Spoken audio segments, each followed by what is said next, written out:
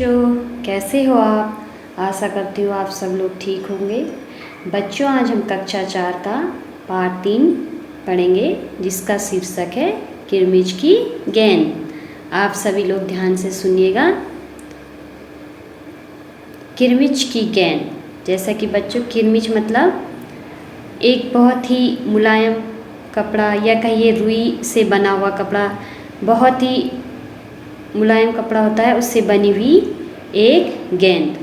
उस गेंद के बारे में इस कहानी में कहा गया है कि किस प्रकार वो गेंद बच्चों के बीच आकर्षित का केंद्र बनी होती है और किस प्रकार से वो गेंद मिलती है और फिर पुनः किस प्रकार से वो गेंद खो जाती है। उस गेंद के बारे में हम इस कहानी में पढ़ेंगे। आप ध्यान से सुनिएगा। किरमिच की गेंद। गर्मी की छुट्टियां थी। दोपहर के समय दिनेश घर में बैठा हुआ कहानी पढ़ रहा था। तभी पेड़ के पत्तों को हिलाती हुई कोई वस्तु धम से घर के पीछे वाले बगीचे में गिरी। दिनेश आवाज़ से पहचान गया कि वह वस्तु क्या हो सकती है। वह एकदम से उठकर बरामदे की चीख सरकाकर बगीचे की ओर भागा। अरे अरे बेटा, कहाँ जा रहा है? बाहर लू चल रही है। दिनेश की माँ मशीन चलाते चलाते एकदम ज़ोर से बोली, परंतु दिनेश रुका नहीं।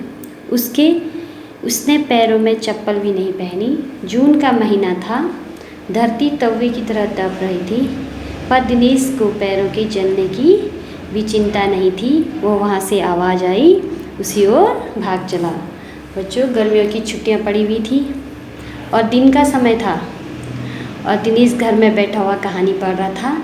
अचानक से उसके कानों में कोई आवाज़ आई, धम सी, और वो तुरंत ही बाहर दौड़ चला। और उसकी माँ ने पीछे से आवाज़ लगी कि बेटा, कहाँ जा रहे हो? बाहर बहुत गर्मी है, अंदर आ जाओ। क्योंकि दिनेश समझ गया था कि क्या वस्तु वहाँ गिरी हुई है, और वो दौड़ते हुए अपने बरामदे से बगीचे की तरफ बिना चप्पलों के निकल पड़ा। और गर्मियों में आपको पता है कि कितनी लू यानी कि गर्म हवा चलती है, किंतु दिनेश ने इसकी परवाह न करते हुए सीधे बगीचे में दौड़ चला। सामने की क्यारी में भिंडियों के ऊंचे ऊंचे पौधे थे। एक ओर सीताफल की घनी बेल फैली हुई थी। क्यारियों के चारों ओर हरे हरे केले के वृक्ष लहरा रहे थे। दिनेश ने जल्दी जल्दी भिंडियों के पौधों को उलटना पलटना आरंभ किया। तब वहाँ कुछ नहीं मिला तो उसने सारी सीताफल की बेल छान मारी। अब जैसे ही बच्चों वो बगीचे में पहुँचा तो वहाँ कई प्रकार की सब्जियाँ की बेल लगी हुई थी, कई प्रकार के वृक्ष थे, किंतु वो जल्दी जल्दी बगीचे में पहुँचा और सभी भिंडियों के पौधों को उलटना पलटना शुरू कर दिया और पास में ही सीताफल की बेल भी छान मारी। बराबर में ही घूस ने गड्ढे बना रखे थे।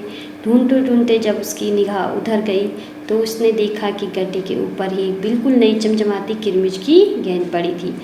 अब जब उसने पूरे बगीचे में केले के पेड़ के नीचे, भिंडी के पेड़, सीताफल सब जगह देख लिया, जब उसे कहीं कुछ भी नहीं दिखी तो सामने गड्ढे के ऊपर उसे क्या मिली? एक चमचमाती किरमिच की गेंद। उसे एक गेंद दिखी और दिनेश ने हाथ बढ़ाकर गेंद उठा ली। लगता था जैसे किसी ने उसे आज ही बाजार से खरीदा होगा। और तुरंत दिनेश दौड़ता हुआ उस गेंद को उठा लाया और देखने में इतनी चमकदार गेंद थी कि उसे लगा कि ये आज ही किसी ने बाजार से खरीदी है। उसने बॉल को उलट पलट कर देखा, परंतु कुछ भी समझ में नहीं आ रहा था। नज़र उठाकर उसने पास की तिमंजिली इमारत की ओर देखा कि वो हो सकता है किसी बच्चे ने इसे ऊपर से फेंका हो, परंतु उस इमारत के इस ओर खुलने वाली सभी दरवाजे और खिड़कियां बंद थी। छत की मुंडेर से लेकर नीचे तक तेज़ धूप चिलचिला रही थी।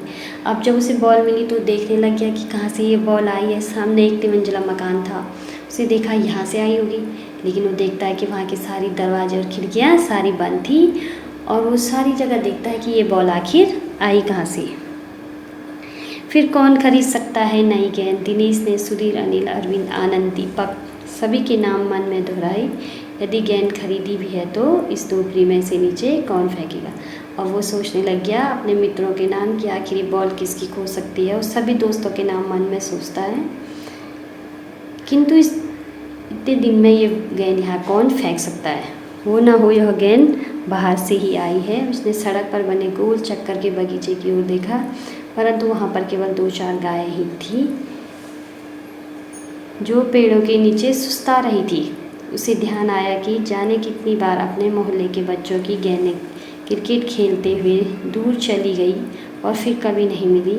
एक बार तो एक गेंद एक चलते हुए ट्रक में भी जा पड़ी थी। तभी भीतर से माँ की आवाज़ आई, अरे दिनेश, तू सुनेगा नहीं? सब अपने अपने घरों में सो रहे हैं, तू धूप में घूम रहा है। अब वो सोचने लग गया कि पास में सड़क है, क्या पता वहाँ से ये बॉल आएगी। किंतु उधर की साइड देखता है तो वहाँ पे उसे 2-4 गायें दिखती हैं। फिर वो सोचने लगता है कि ये बॉल शायद किसी की होगी, जैसे उनकी बॉल खोती है वैसे ही हो सकता है किसी और की बॉल खो गई हो। तभी अंदर से माँ की आवाज़ आई कि सभी लोग दिन दोपहर सो रहे हैं, तुम क्यों बाहर घूम रहे हो, अंदर आ जाओ। दिनेश गेंद को हाथ में लिए हुए भीतर आ गया। ठंडे फर्श में बिछी चटाई पर वह लेट गया और सोचने लगा, भले ही यह गेंद मोहल्ले में से किसी की न हो, परंतु ईमानदारी इसी में है कि एक बार सबसे पूछ लिया जाए।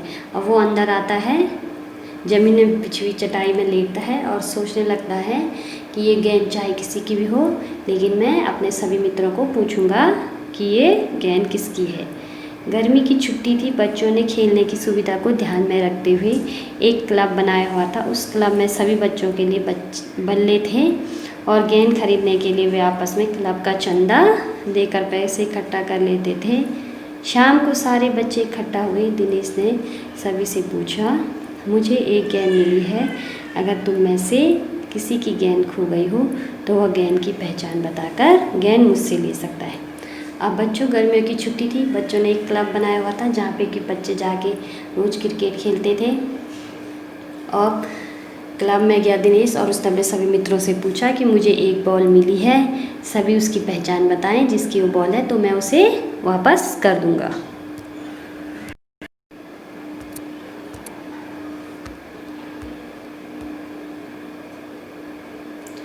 अरे जा जा, बड़ा आया गेंद